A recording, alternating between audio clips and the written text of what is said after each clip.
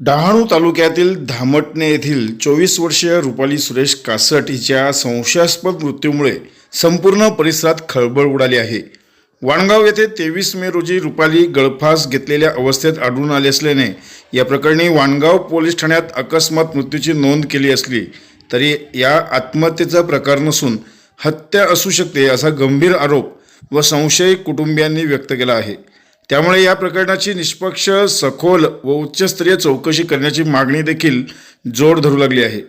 पोलिसांकडून मिळालेल्या माहितीनुसार रुपाली कासट वय वर्ष 24 हे मूळची धामटणे तालुका डहाणू येथील असून हिचा 2024 पासून वाणगाव पश्चिम येथील एका सुशिक्षित व नोकरदार दाम्पत्याकडे केअरटेकर म्हणून कार्यरत होती.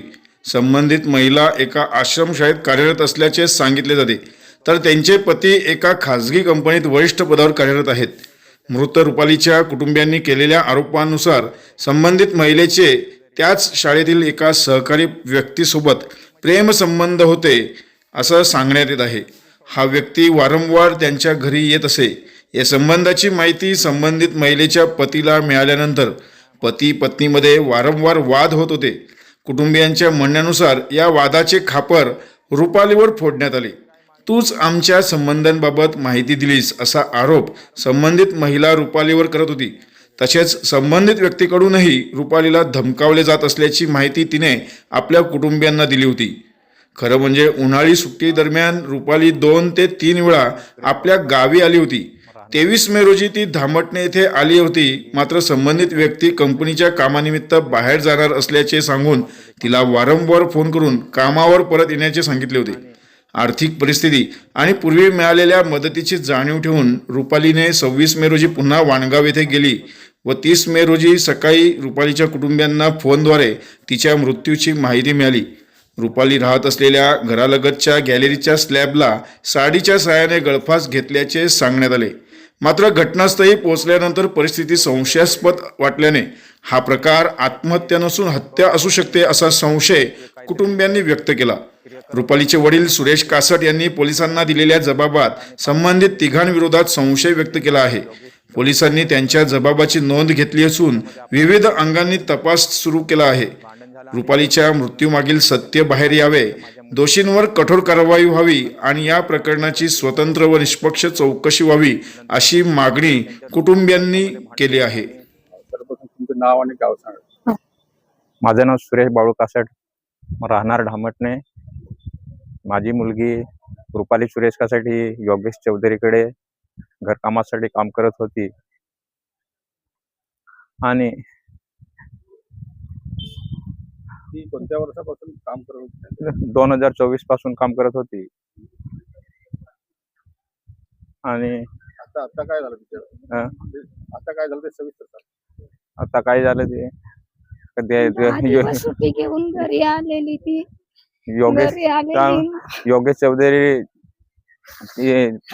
तिची बायको आणि तिचे काहीतरी प्रियकर होता, त्याच्या बरोबर काहीतरी त्याच्या योगेश चौधरीच्या धीराने पाहिलं आणि ती त्याच्या योगेश चौधरीला माहीत पडलं आणि त्यांच्यामध्ये आपसामध्ये भांडण झालं आणि म्हणून रुपालीने पण पाहिलेलं होतं. माझ्या मुलीने 1, 2, 3 वेळा तो सांगते तिकडे यायचा, फ्लॅटवरती राहून जायचा सांगतो.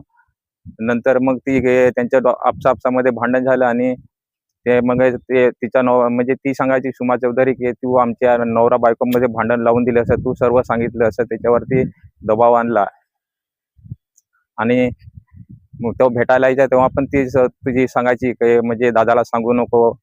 आणि तो तिचा प्रियकर होता, तो पण त्याला दबाव द्यायचा की तो आला म्हणजे मी आलेला होता असं नाव सांगू नको दादाला, असं माझ्या मुलीला धमकावणी द्यायचा. आता जी घटना घडली वाणगावात, मुलीने जी आत्महत्या केली आता, त्याच्याविषयी काय सांगतो?